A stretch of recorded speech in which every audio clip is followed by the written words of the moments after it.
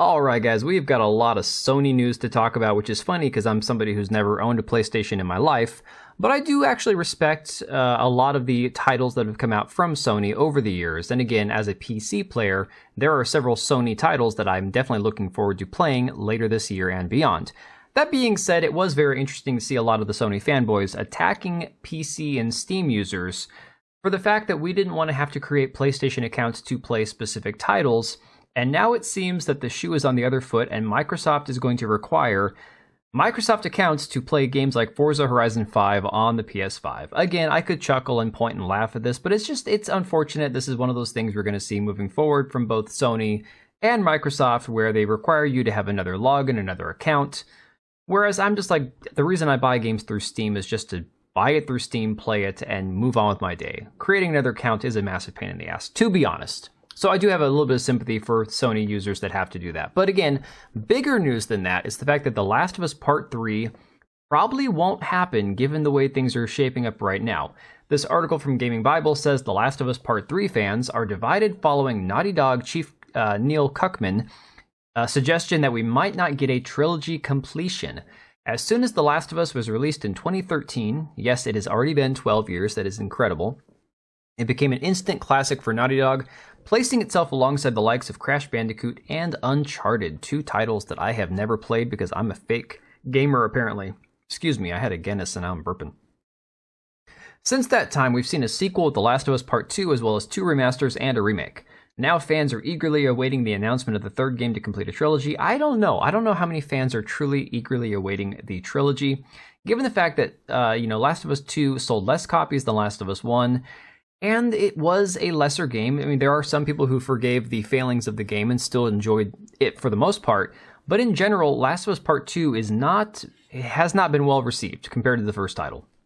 While The Last of Us Part 3 has not been announced, Druckmann has seemingly hinted that a trilogy completion is a possibility. Let's be honest, it's too much of a big series to leave on the table and feels like we could still get at least one more chapter. Yet, as reported by Games Radar, when Druckmann was asked about The Last of Us Part 3, he said, "Don't bet on there being more Last of Us, and this could be it."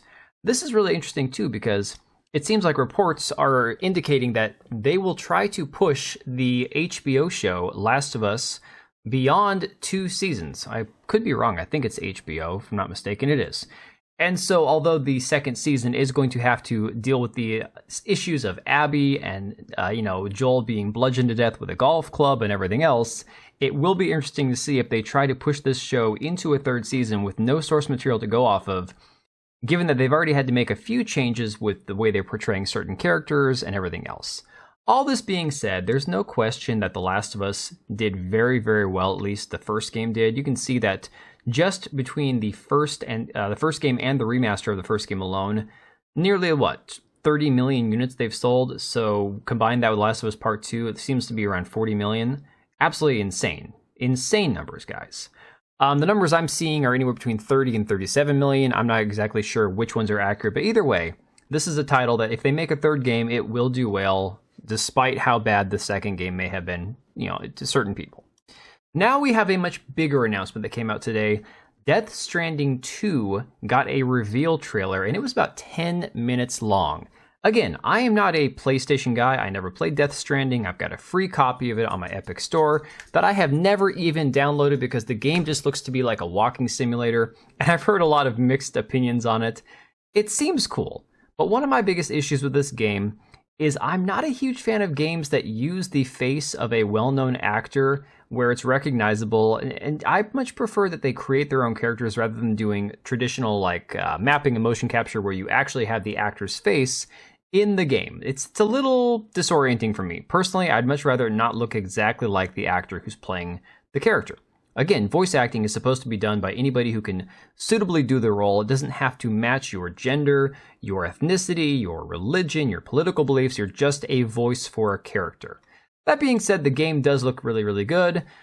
You can see people are sharing screenshots on Twitter, on X, and they look pretty awesome. We've seen some gameplay in the trailer footage. It looks really interesting. Maybe not my cup of tea, but it does look very, very good. And you can see most of the comments, most of the views on these trailers, which are getting massive hundreds of thousands of views on YouTube, are very positive. People are extremely excited about this game. But there was one thing that got pointed out. that I had to bring up that I noticed on Twitter that was kind of trending. And that was this screenshot that was shared by Endymion where he said, "Oh my god, enough of this woman being in everything." And this, of course, is Deborah Wilson, who is a very, very well-known voice actor and motion capture model in a lot of video games. She's done anime, she's done, all sorts of voice acting. And this is no slight to her. I want to be very clear before we get into this topic. This is not one of the situations where I look at her and say, oh, she's hideous, she doesn't deserve to have a role in anything. No, I think as a voice actor, I'm sure she is perfectly fine and suited for the job. I do find it funny, though, when people talk about how difficult it is to motion capture any, specific model and make it look like the character in the game. This woman is recognizable in every single game that she is in. And Endymion points this out by saying, before anyone says anything, she can act just fine. I'm just tired of seeing her very distinctive face and everything. Every time her face shows up in some game, it's a legit jump scare to me, and Western devs will say it's hard to translate a female actor's face to a game. And yet every effing time this lady is in something, every studio seems to get her likeness to a T. These MFers are gaslighting me, bro, I swear to God. And again, I think that's very accurate. Pirate Nation saying she can't keep getting away with this. I pointed out here, I'm like, same vibes, and I made this quick meme here from Family Guy. I bet Samuel Jackson's in this. He's in everything. I mean, to me, that's the thing. There are those actors like Samuel Jackson, like Zendaya, that you see in every single trailer, every single movie. Like, how many movies has Nicolas Cage made, for God's sake? Bruce Willis, before his career tragically ended, was making movie after movie after movie. People pointing out that Deborah Wilson has 6 upcoming projects, previously 320. Geralt of Gunia saying she's the Zendaya of video games, and you can see, honest to God, she is recognizable in every single one of these screenshots. And yet, again, time and time again, we hear about how hard it is to motion capture, beautiful female models' faces accurately. I find that to be kind of sus, not gonna lie. One of these things, though, and I want to point out here real quick, you can see how many video games Deborah Wilson's been in. It's just astronomical, the amount of games. A lot of people have been speculating it has to do with her identity, her politics, how vocal she is about certain ideological issues.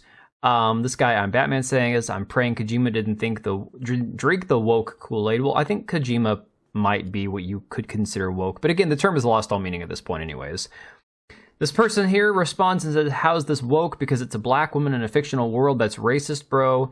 This guy on Batman responds and says, no, it's because Deborah Wilson tends to show up everywhere in so many bad games, including ones that have drank the woke Kool-Aid. Well, she was in Suicide Squad Kill the Justice League. I don't know if that's a one-off for her or what.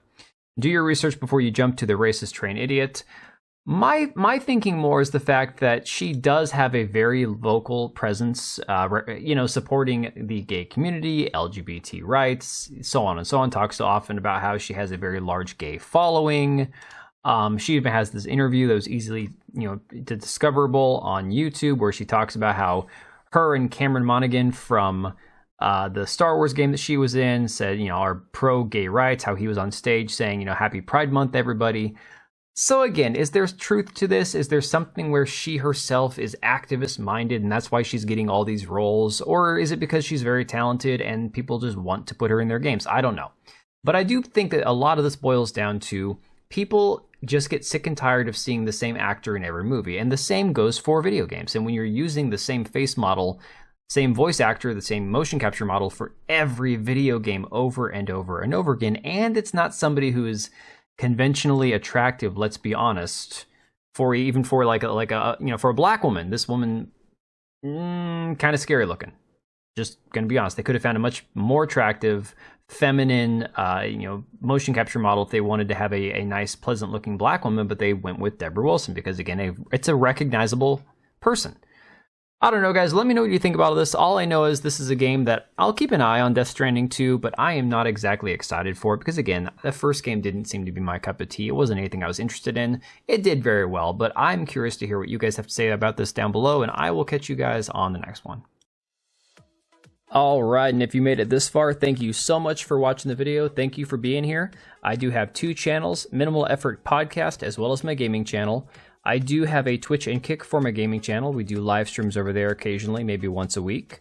And then if you are in the market for a new PC, make sure to check out Meta PCs. Click the link I have down below. Use code TBO at checkout for a special discount. Thanks again for watching, and I'll see you next time.